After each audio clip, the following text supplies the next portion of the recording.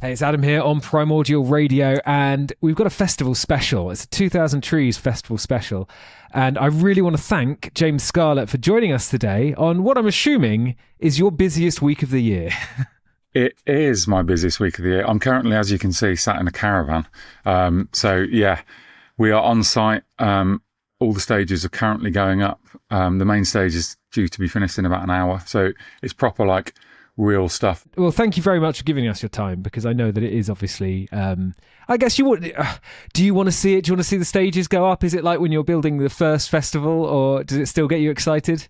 Yeah, it really does. Like last night, so there was about 15 of us here last night. I mean, by tomorrow, there'll be 100 at least. And the 15 of us last night took a beer down to the main stage, and we've got like a tradition that once the main stage, the deck of it is built, we always go and stand on it. We're like the first people to stand on it. It's like we've been doing it for 17 years now, and it's quite a nice perk for some of the crew. There's people here this week that are doing their first 2000 Trees build, so it's quite exciting going on a main stage for the first time.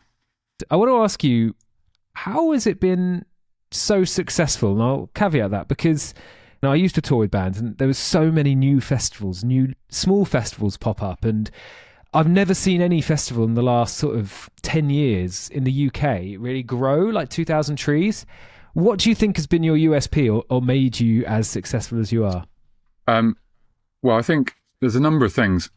I mean, some of it comes down to luck, I suppose, but I think we started with a very clear idea of why we were doing a festival, and it was to take all the things we didn't like about other festivals and get rid of those things and do the festivals better. So a lot of the younger people listening here won't remember this, but festivals used to be really quite rubbish, and the food was poor. The lager tasted of eggs, and the toilets were not to be discussed. The campsite was horrific. And I'm talking about festivals like Reading and Download.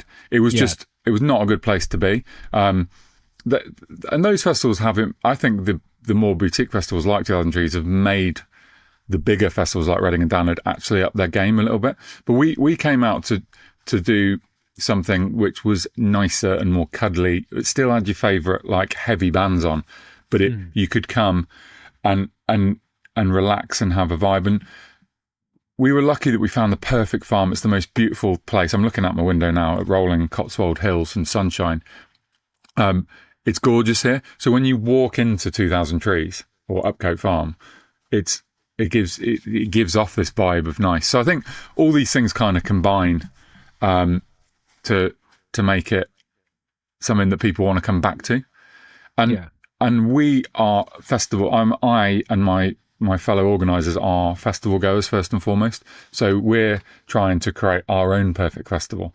And we're like, every year, it's like, how do we improve it? How do we improve it? How do we improve it? And we've done 18 years now. So yeah, I think that is kind of our success, but I'm sure there's a big chunk of luck. How close are you to your perfect festival now, would you say? Yeah, I mean, I don't think there's much we can do to make Trees better. I mean, the thing I booked the bands, and the thing about lineups is for every festival there will be some years are better than other years because of artist availability. This year I think is a particularly strong year, one of the best lineups we've ever had at 2000 Trees. So yeah, I think we're close. If you get a sunny year, and the weather forecast is amazing for this year at the moment. Yeah. If you get a sunny year, I think we're about as close to our perfect festival as we can get. It must be very frustrating, the weather factor, because you can't control it. I mean, other than putting a festival in the beginning of July when you can kind of get the almost the most guarantee it's going to be nice.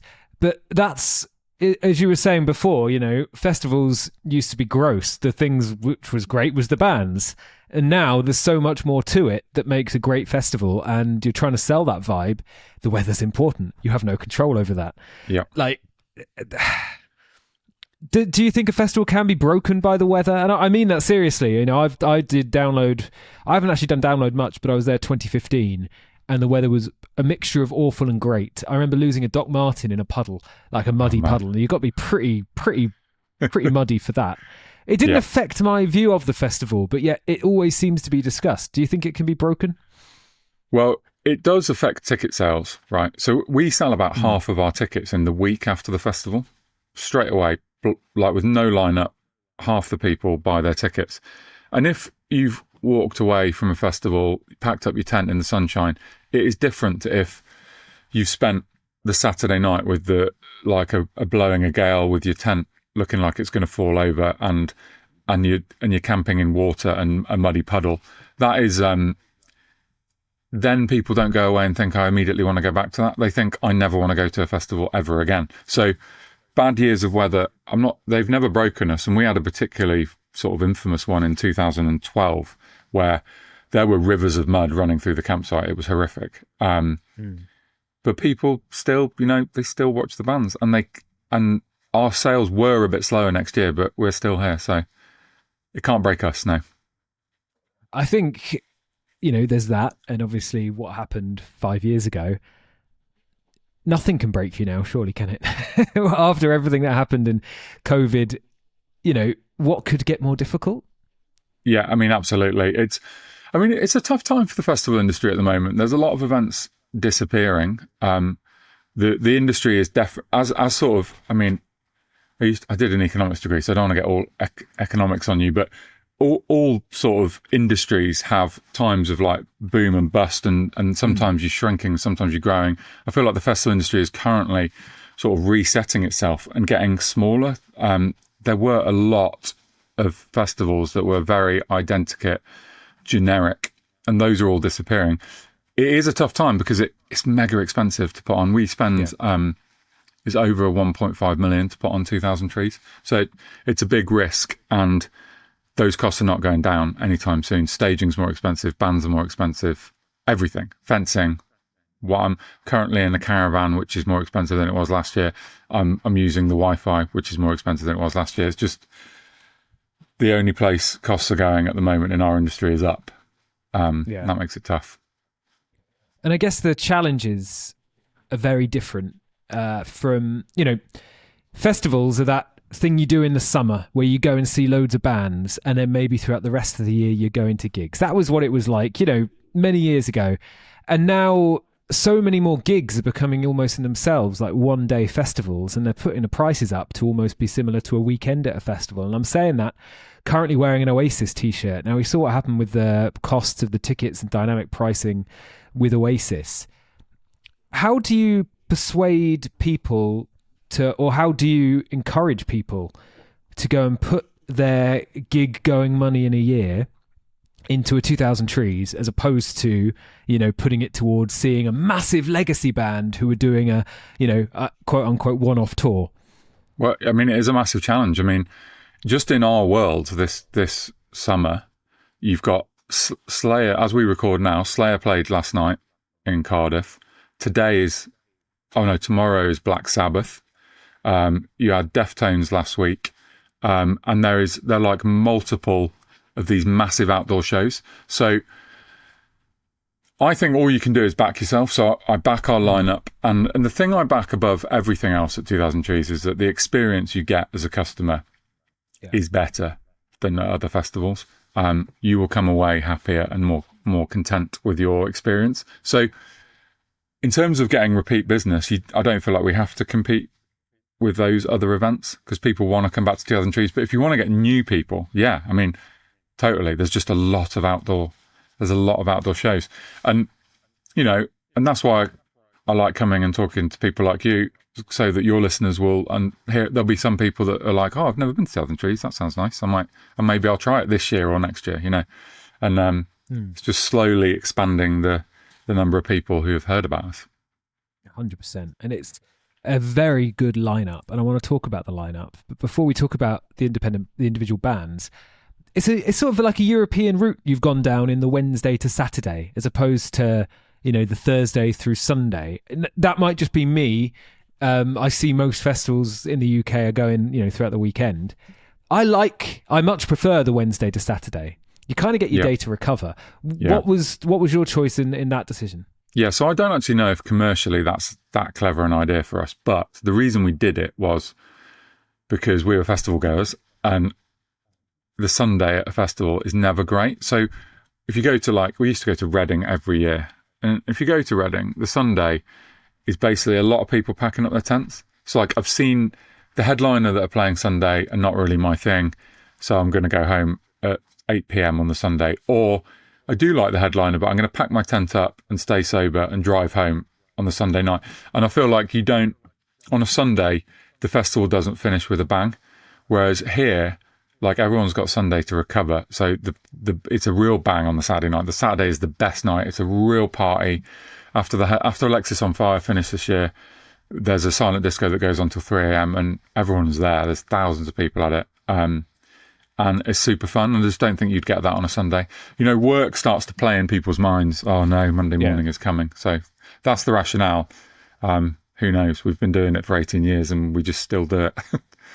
I think it's so much better for exactly that reason. You know, you can think about relax, because as much as festivals are a lovely event, and as much as, you know, we love going to see them and seeing music is such a lovely experience, festivals do tire you out. You know, you don't really come back from a festival feeling necessarily refreshed, although maybe 2000 Trees being a bit more, as you say, like a nicer vibe, you might do. But no, I much prefer it personally. Good. Let's talk about the lineup then. So, headliners. You've got, on the Wednesday, you've got Hot Mass, Kid Capici, Panic Shack and the Excerts. On the Thursday, Kneecap and Paris. Friday, Taking Back Sunday, Coheed and Cambria. And Saturday, Alexisonfire. It's an exciting lineup.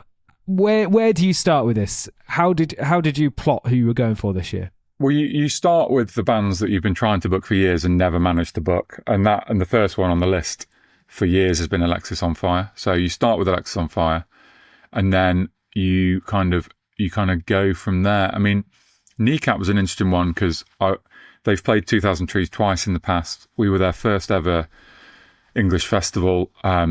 We sort of took a punt on them because I know the booking agent, and he came to me and he's like, "Look, Kneecap." This is before all the mad press recently. He said to me, like, "Kneecap are blowing up. They've got this film coming out.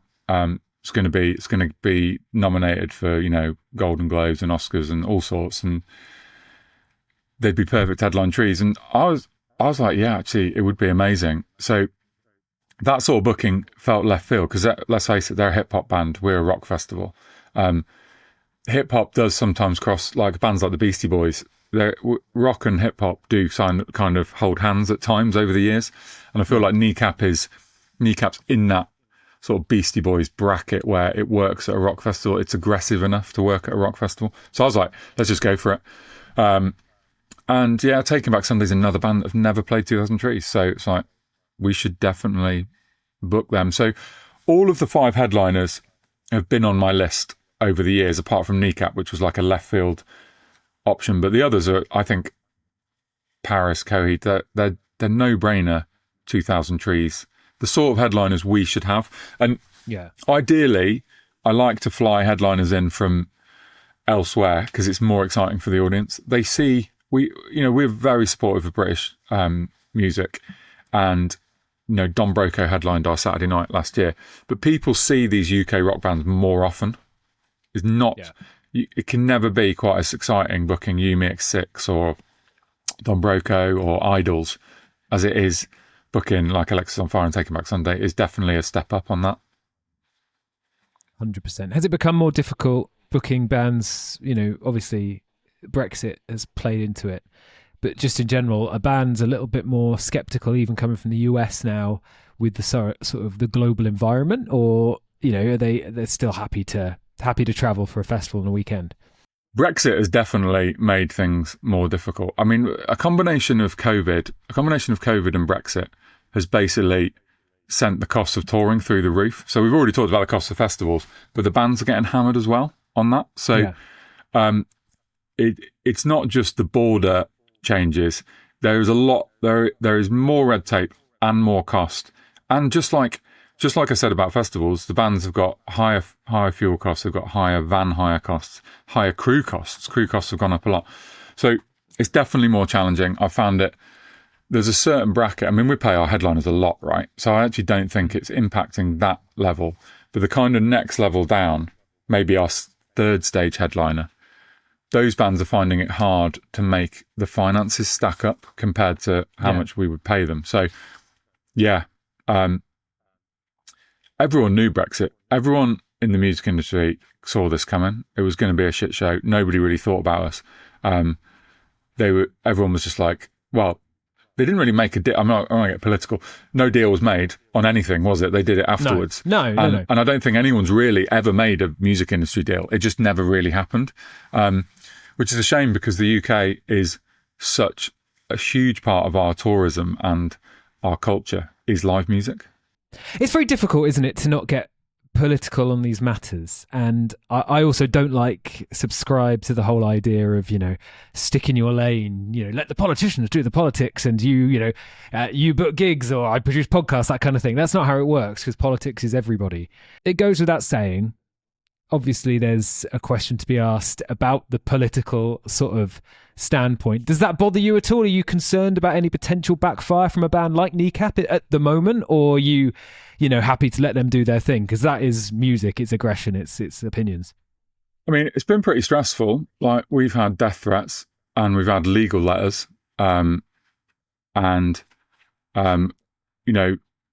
as soon as Kneecap blew up, once Sharon Osbourne got involved after Coachella and it all blew up, and next thing politicians are involved, we've had local politicians writing to us. We've had the police getting in touch with us. We've had,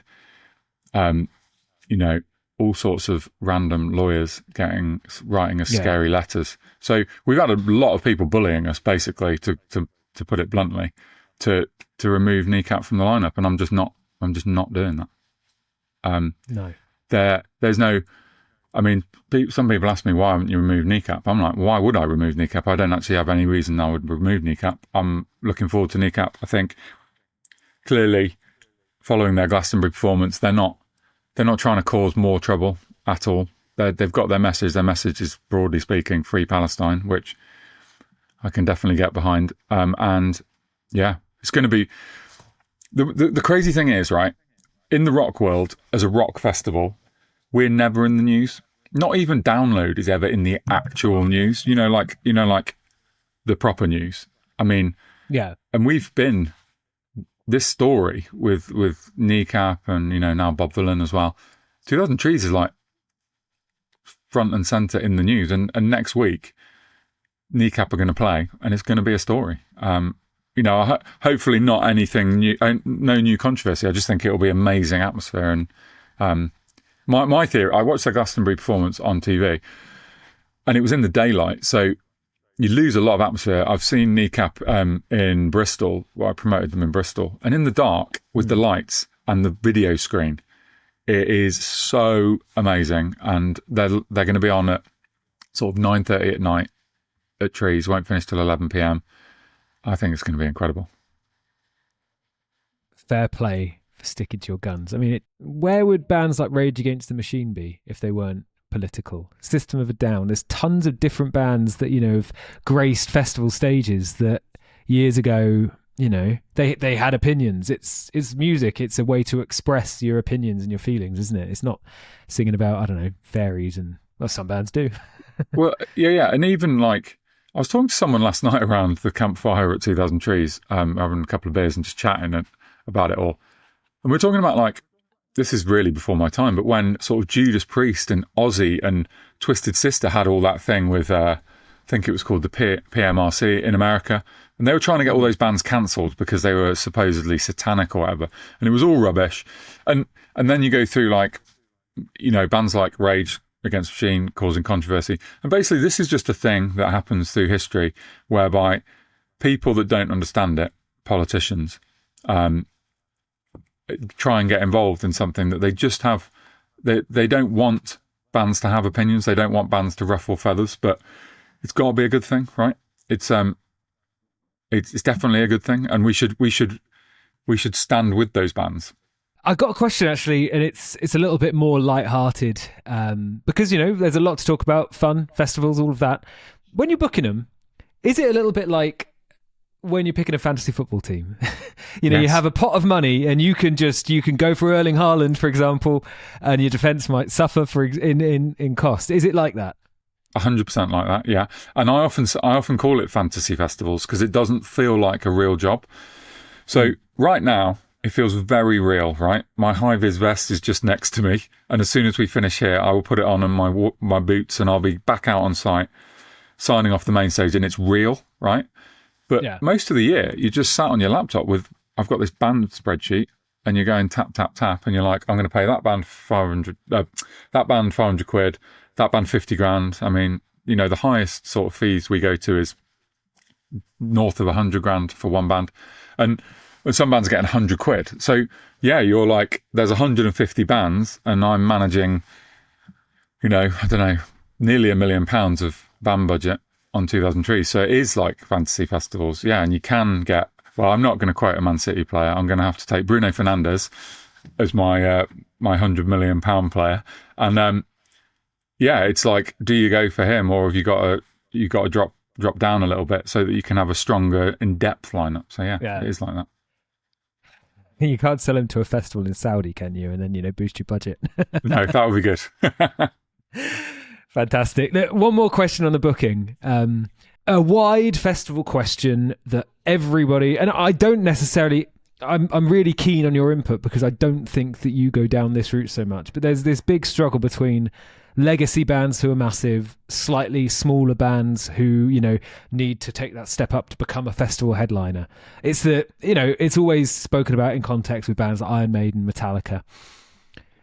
Where do you think about that balance? Because obviously, as someone who is booking a festival but promoting a festival, you want people to buy tickets. These bands have huge audiences, but you also want to make sure that in 10 years when they're not around, you can still sell a festival. How do you approach that, and what do you think is the sort of the fair answer to give people who always criticise festivals booking older bands?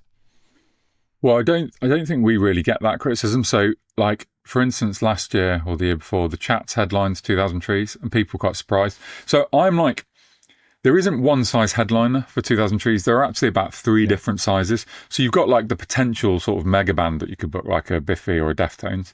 And then you've got really big bands like Alexisonfire and Kneecap, which, those sort of bands can sell between 5,000 and 15,000 tickets if they did a London show, right? Yeah. But then there's a bracket below that which can also have one headliner a year at 2,000 Trees, which is like the Chats, who aren't as big as the 5,000 to 15,000, but they're on the way there. And so I am definitely open to promoting bands, and I think Kneecap is a good example. Kneecap sound big now, right? Don't they? Because all anyone talks about is Kneecap. Yeah. But when we booked them 6 months ago, it was a risk, and there's a bunch of bands in the UK that I've got my eye on to be the next 2,000 Trees headline. It's like Creeper, Dinosaur Pileup, some bands that are kind of, at the moment, they've done like near the top of the main stage for us or headlining the second stage, and they've just got to go to the next level. I'm always trying to. My favourite thing to do is promote bands. I mean, Idols headlined our smallest stage in 2015 and then came back and headlined the whole festival. It's like, there's a lot of examples. Nothing But Thieves is another one. Slaves, who are now called Soft Play, is another one.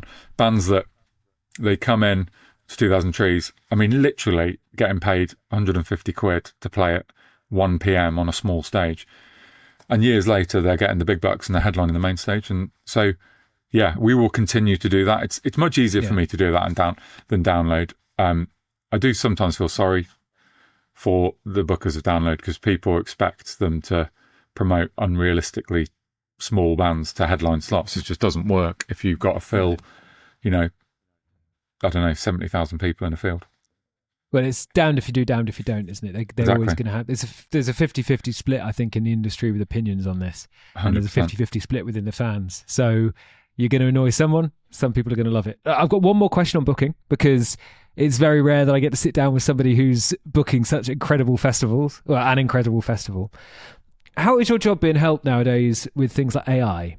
Can you use the analytics and that sort of approach to help you plot your festival, or is it not really affecting the industry? I don't use AI at all to do any booking. We tried. The ultimate question is, which bands are suitable for 2,000 Trees, which would sell us the most tickets? It's like, for every £1 you spend on a band, how many tickets would they sell you? But that is not an answer that even AI can get to. I don't like, even the supercomputer can't answer that. So, but we tried to be like, okay, suggest me headliners for 2,000 Trees, and just to see if we had a full list of everyone. And it just didn't come back with very good results. I feel like in the future, when AI gets better, that it will probably be able to do that very quickly compared to a human, and just be like, Alkaline Trio, Taking Back Sunday, Idols. These are all the bands you should book, and these are the ones you've never had that you should have. AFI, but at the moment, nothing I've seen from AI is going to do that. But I am a technophobe. I'm like, I was the last person I knew to get a mobile phone, so I'll be the last person using AI to book a lineup, definitely. I mean, there is one I prepared earlier. Do you want to hear what it's got suggested? I would love to, not? yeah. I would love to. Okay, so this is what it calls the Ultimate 2000 Trees 2026 lineup. Oh, wow. Turnstile. Yeah. Paramore. Too big. Foals. And Idols. They're your 4 headliners. So AI's already fallen over there, right? Because Paramore is way, way, way too big for 2000 Trees. So Turnstile, yes, perfect. Paramore, it just couldn't happen. They're too big. Foals, I'm going to argue, don't fit 2000 Trees. And who's the other one? Idols, who have obviously headlined it recently. Yes to Idols. I quite like their second stage, or sunset act, as they call it. Brutus, Cassiette, Pup, and the Menzingers. Yeah, they've all played. In fact, a couple of those have headlined the second stage before. So again, AI is, you're like, come on, AI, give me something new. Don't tell me what I've already done. Well, this is the thing, isn't it? I think this is what everyone thinks, AI can take over. This is why I wanted to talk to you about it, because I think AI isn't going to be taking a risk. It's going to go on what it knows. And it's not going to know necessarily if you were taking a risk on a band and then calculate what band it can take a risk on. It's just going to know what it has been done. So it's quite an interesting experiment. Exactly. And this is like the satisfying thing about knowing your brain is still better than the computer, because I know that Pup last played 2000 Trees about 3 years ago and they headlined the second stage. So I can tell you that I want Pup back as soon as possible. I'm not going to put them in the same slot again, though. They would. No. You'd really put Pup on the main stage next time they come. So, yeah, that sort of thing. Probably one day AI will know that, won't they? But not now. I just called AI a person like it was a they. Yeah. God. Mr. GPT will know. But no, I think it's never going to get that sort of risk-taking. Obviously, there's so much more to a festival, as we spoke about earlier. There's so much more than just bands. Talk to me about vendors. Talk to me about, say you're coming to 2000 Trees for the first time.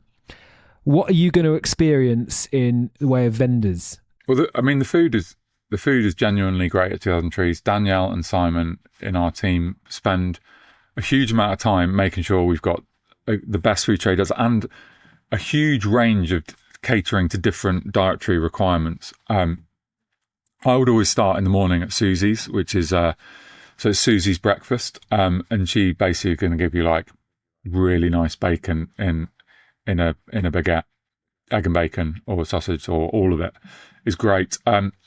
If you like drinking beer, which I do, I really recommend the mac and cheese stall. Basically, when you're like, I've had one too many pints, just go and eat mac and cheese. It's great.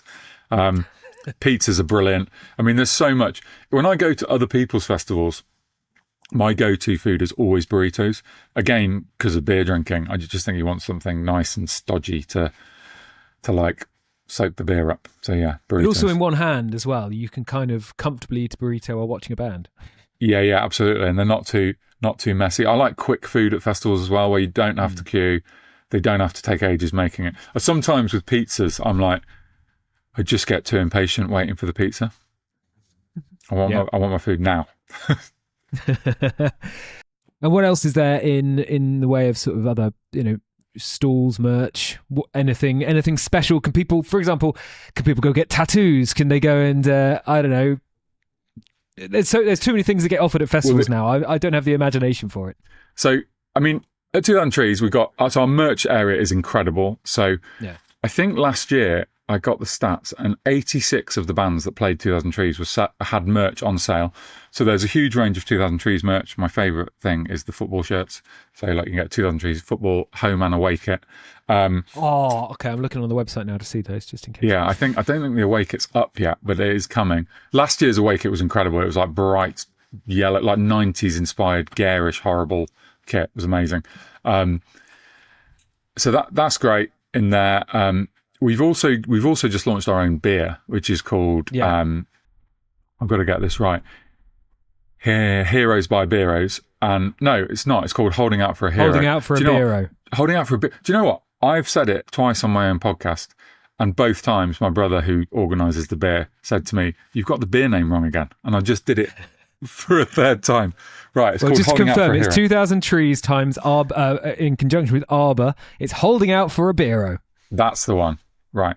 Yeah. So it's really nice. I was drinking it last night. And then there's a bunch of other stuff. There's like the usual sort of clothing stalls. There's loads of kids' activities at 2,000 Trees. There's a forest school. We've got a band doing a kids' mosh pit this year, so only kids are allowed in the mosh pit. There's a sand pit and all sorts of stuff. When we started 18 years ago, I was like, ugh, I don't want kids at my festival. And now I've got a 6-year-old. I'm like, oh, okay. Everyone's got older with us. And if you want those people to keep coming, you better entertain their kids as well. And if you want the kids to be coming in 10 years' time. Exactly. I'm desperately trying to convert my boy to the ways of rock and metal.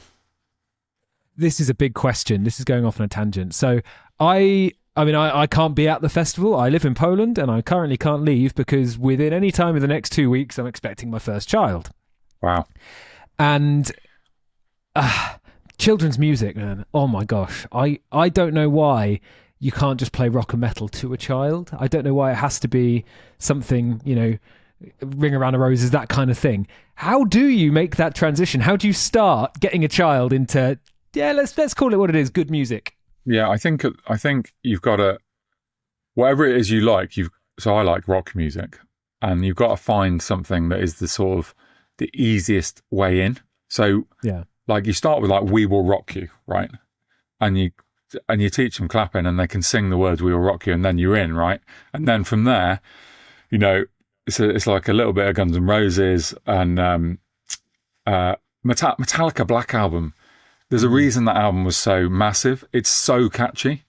And it's so, like, who can't bang their head to Sad But True? It's just, so it took me a while to realise this, that, because I listen to some pretty experimental, weird, heavy music, which is not suitable for a 6-year-old. It took me a while to realise that. Like, don't try and get him into, like, Cult of Luna. It's just not going to work. But, so I've kind of gone back to what was I listening to in the 90s. Let's play him that. Soundgarden, perfect. He loved.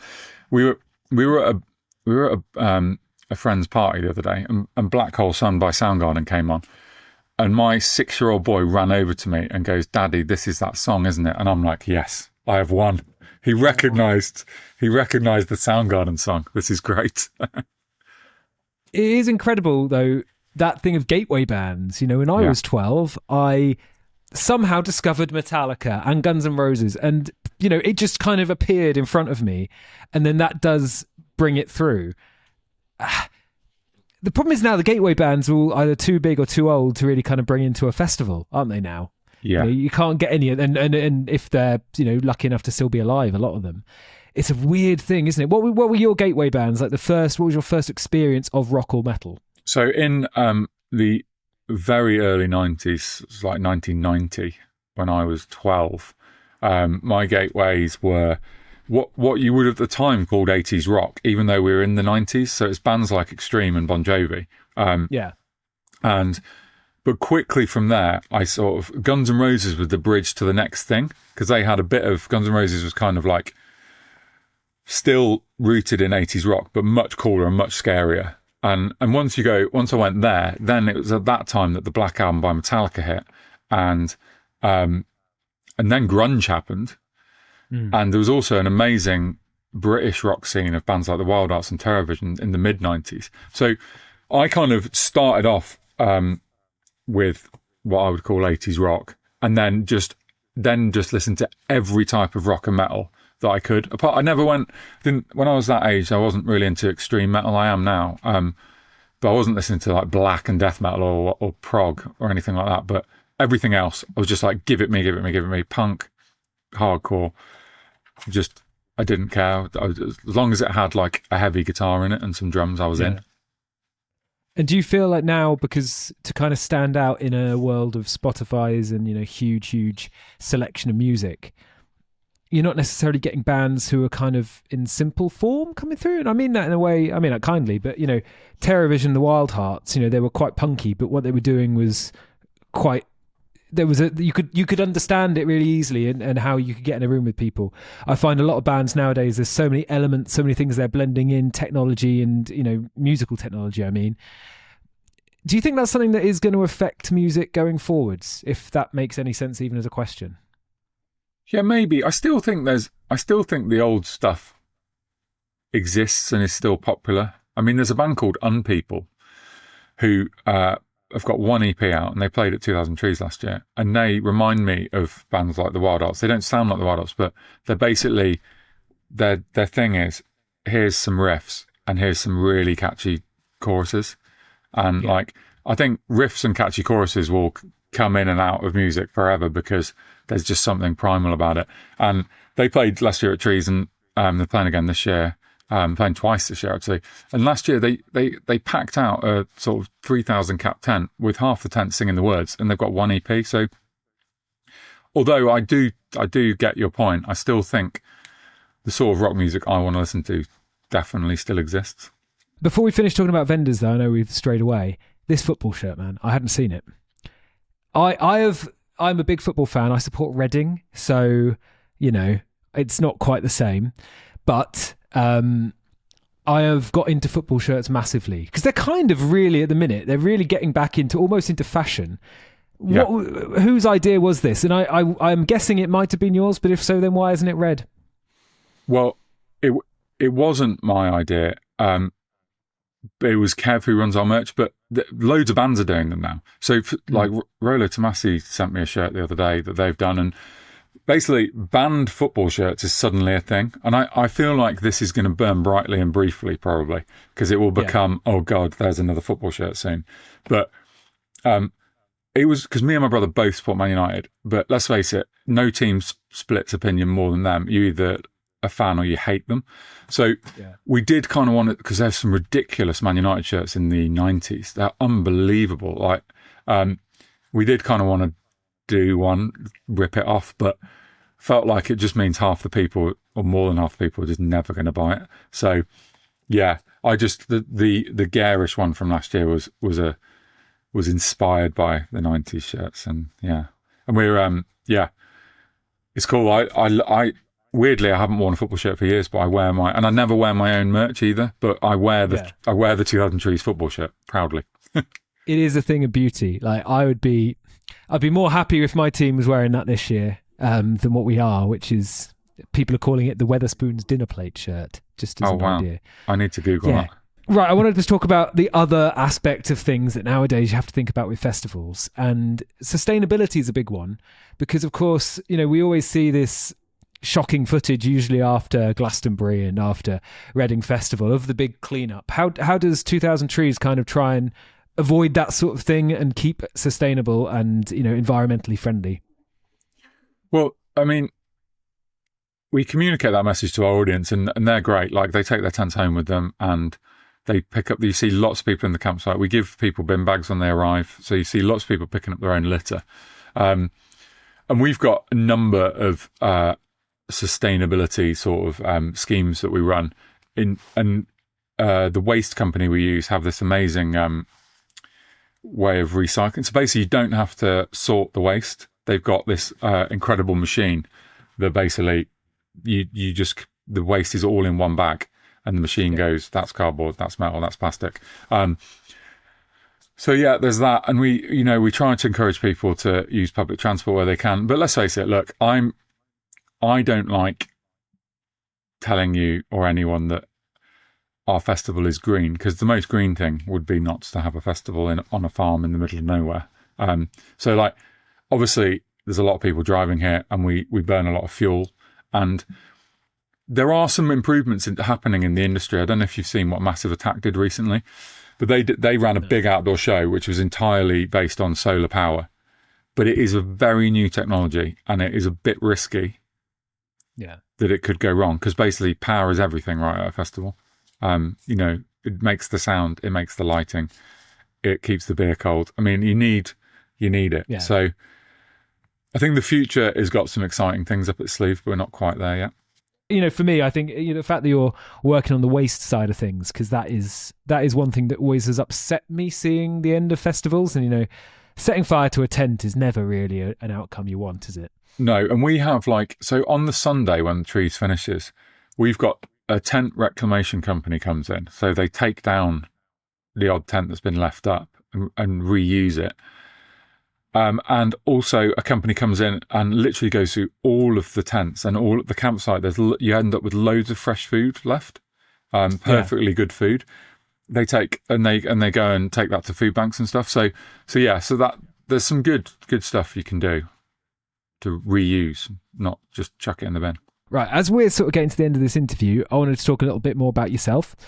Tell us about your podcast, because two promoters, one pod. You can obviously get it wherever you listen to your podcasts. Tell us a little bit about it. So I do it with a friend of mine called Gavin, who runs Damnation Festival. He pitched it to me as, let's do a podcast which peeks behind the curtain of the music industry and talks about what life is like as a promoter. And I was like, no, I don't want to do it. And he kind of just badgered me. He just badgered me until I said yes.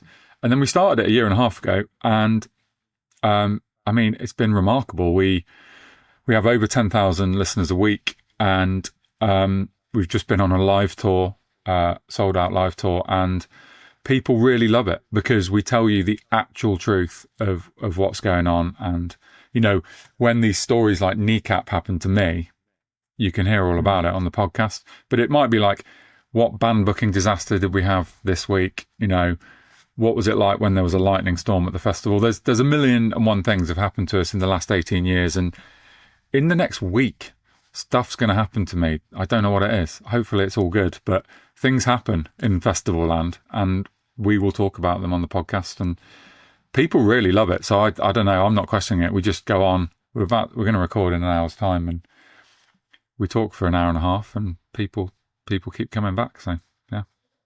That's kind of leads me to my next question. I want to hear the biggest disaster you've had and the biggest surprising success that you've had in 18 years of doing 2,000 Trees. I think the worst thing that ever happened to us was a power cut mid-set during Alkaline Trio when they were headlining the festival. The generator blew up, essentially. Well, not blew up in an explosion sense, but it just died. And we were supposed to have a spare generator, but the spare generator, unbeknownst to me, had been taken during the day to replace another generator that had gone down. So usually if a generator dies, you plug in the one next to it and you've got about 20 seconds of no power. But we had about 15 minutes of no power, and that meant no lighting. And there's like 10,000 people standing in front of a band in pitch darkness. So it was pretty horrible, pretty scary, and not an easy to fix, because then in the dark you've got to go. Someone has to go in a massive, it's called a telehandler, but like a huge forklift truck, and unplug someone else's generator that was for the food traders, and bring it down to get the band back on. It was all very dramatic, and I still feel sick when I think about it to this day. Sorry for bringing that back up. I didn't. It's okay. I didn't want to make you feel sick on this. It's a busy week for you.